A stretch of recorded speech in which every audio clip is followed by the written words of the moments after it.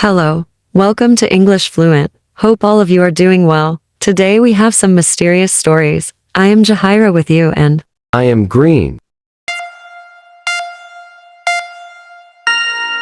Episode 1, The Vanishing of Moore Murray. Introduction to the case. In this episode, we discuss the mysterious disappearance of Moore Murray, a 21-year-old nursing student who vanished on February 9, 2004. Moore's case is often referred to as one of the most baffling disappearances in modern history. Despite extensive searches and investigations, Moore's whereabouts remain unknown, leaving her family and the public in a state of perpetual uncertainty. Details of the disappearance. On the day she disappeared, Moore emailed her professor stating she had a family emergency and would be absent for a week. Although no such emergency existed, she then packed her belongings, withdrew money from an ATM, and purchased alcohol before driving north.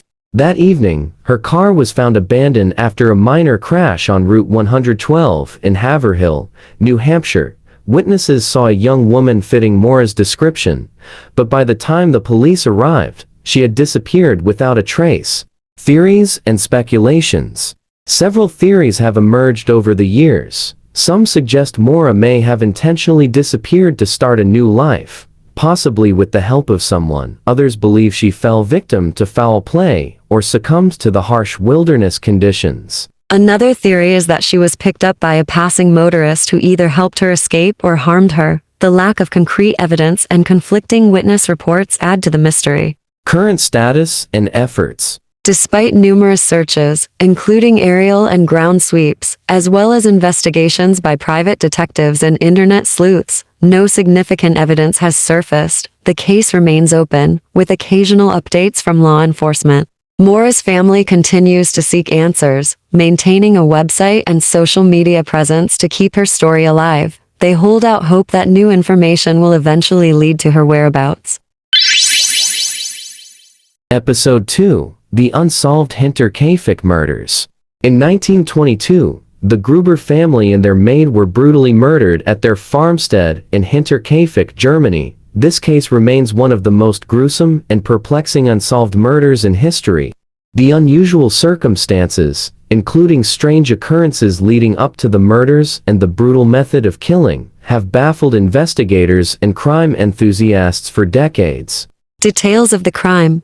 The victims included Andreas Gruber, his wife Chilia, their daughter Victoria, her 2 children, and the family maid. They were found bludgeoned to death with a mattock. Some bodies were discovered in the barn, while others were inside the house. Prior to the murders, Andreas reported hearing footsteps in the attic and found unfamiliar footprints in the snow leading to the house. These unsettling signs suggested the presence of an intruder. Theories and suspects.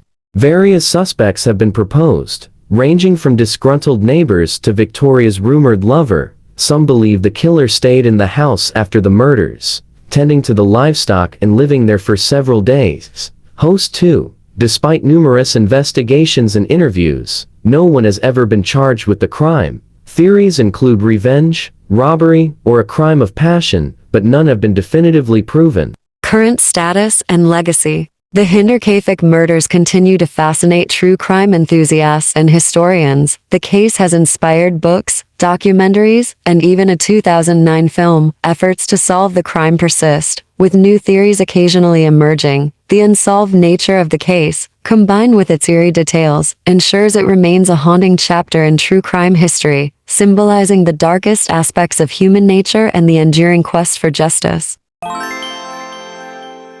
Episode 3. The Disappearance of Brianna Maitland. Introduction to the case. Brianna Maitland, an 18-year-old from Vermont, disappeared on March 19, 2004. Her abandoned car was found backed into an old barn, but there was no sign of Brianna. The eerie scene of her car and the lack of clues have made this case one of the most perplexing disappearances in recent history. Details of the disappearance. Brianna was last seen leaving her job at a local restaurant. The next day, her car was discovered with its rear end lodged into the side of an abandoned building at the old Dutchburn barn. Personal items, including her paychecks, were found inside the car, suggesting she didn't plan to be away long. Despite extensive searches and investigations, no substantial leads have been found. Theories and investigations. Some believe Brianna was the victim of foul play due to possible connections to drug activity in the area. Others suggest she might have run away due to personal issues. Various leads have been pursued over the years, including witness reports and potential sightings, but none have led to a breakthrough in the case. Current status and ongoing efforts. Brianna's family continues to search for answers and has worked with various organizations to keep her case in the public eye. They maintain hope that new information will surface. The case has drawn significant media attention and remains a topic of interest for true crime investigators and enthusiasts, highlighting the enduring quest for justice. Episode 4.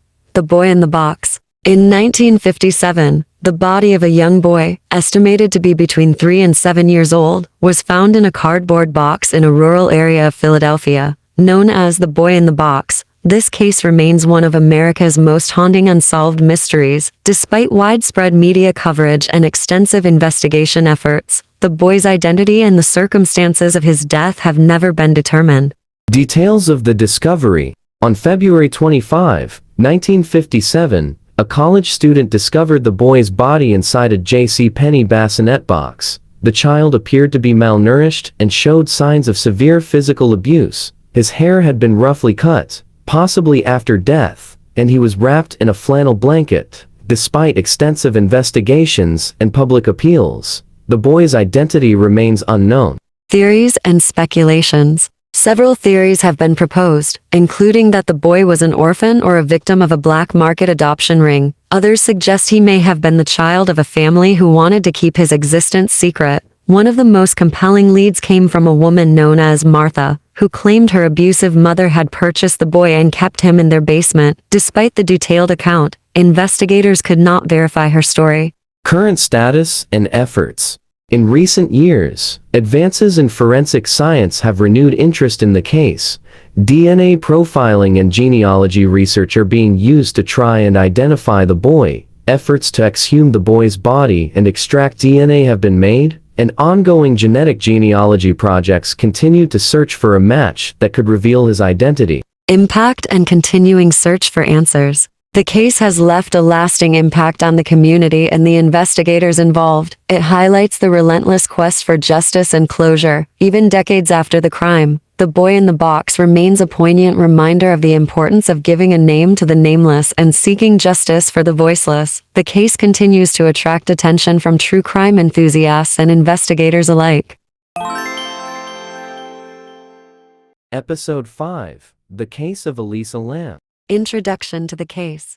In 2013, the body of Elisa Lam, a 21-year-old Canadian student, was found in a water tank on the roof of the Cecil Hotel in Los Angeles. Her mysterious death has sparked numerous theories and widespread speculation. Elisa's disappearance and the circumstances surrounding her death have made this case one of the most discussed true crime stories in recent years, blending elements of mental health, urban legends, and the supernatural. Details of the incident. Elisa was last seen on January 31, 2013. The police released a disturbing elevator surveillance video showing her acting erratically, which went viral and fueled public interest. Her body was discovered in the hotel's water tank on February 19, after guests complained about the water's taste and pressure. The cause of death was ruled accidental drowning, but questions remain about how she ended up in the tank. Theories and speculations.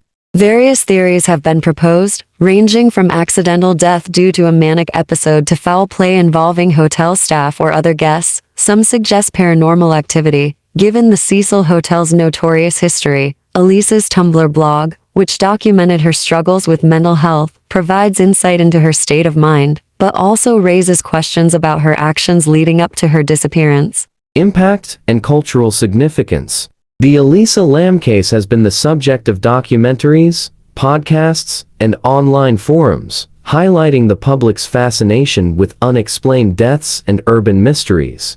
The case underscores the importance of mental health awareness and the need for compassionate responses to individuals in distress. It also raises questions about the responsibilities of hotels in ensuring guest safety.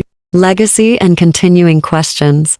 Elisa's tragic story continues to resonate, reminding us of the complexities of mental health and the thin line between the ordinary and the inexplicable. As we conclude this episode, we reflect on the enduring mystery of Elisa Lam's death and the quest for answers that continues to captivate and perplex.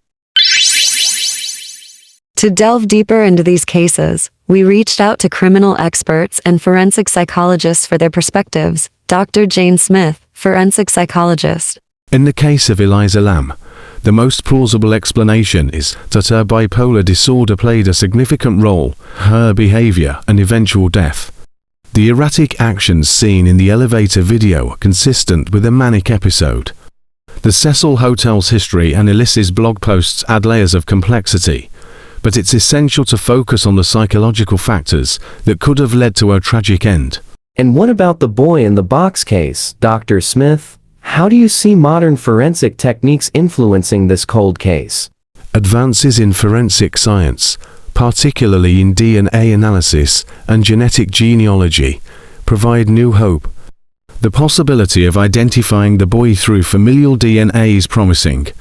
It's a reminder that even decades-old cases can benefit from technological progress and dedicated investigative efforts. Detective John Doe, cold case investigator. The disappearance of Maura Murray and Brianna Maitland are both cases where we see a lack of physical evidence complicating the investigation. In Maura's case, the possibility of voluntary disappearance versus foul play remains a key debate.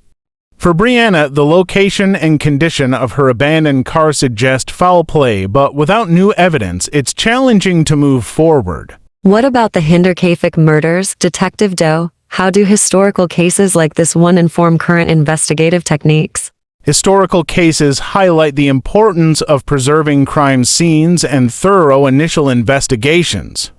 The Hinterkaifeck murders are a chilling reminder of what can go wrong when evidence is mishandled or overlooked. Modern techniques, including DNA and digital forensics, offer tools that were unavailable back then, but we still learn valuable lessons from these older cases. As we wrap up this episode, it's clear that the pursuit of justice and truth in these cases is relentless. Whether it's the mysterious circumstances surrounding Elisa Lam's death or the enduring mystery of the boy in the box, each case presents unique challenges and insights. These stories remind us of the importance of mental health awareness, the advancements in forensic science, and the tireless efforts of investigators and families seeking answers. We hope that one day, these mysteries will be resolved, providing closure and justice. Thank you for joining us on English Fluent Channel, unveiling lesser-known mysteries. If you enjoyed this podcast, please subscribe, leave a review, and share it with other true crime enthusiasts. Your support helps us reach more listeners and explore more intriguing cases. You can also follow us on social media for updates and additional content. Stay curious, stay safe, and join us next time for more deep dives into the world of true crime.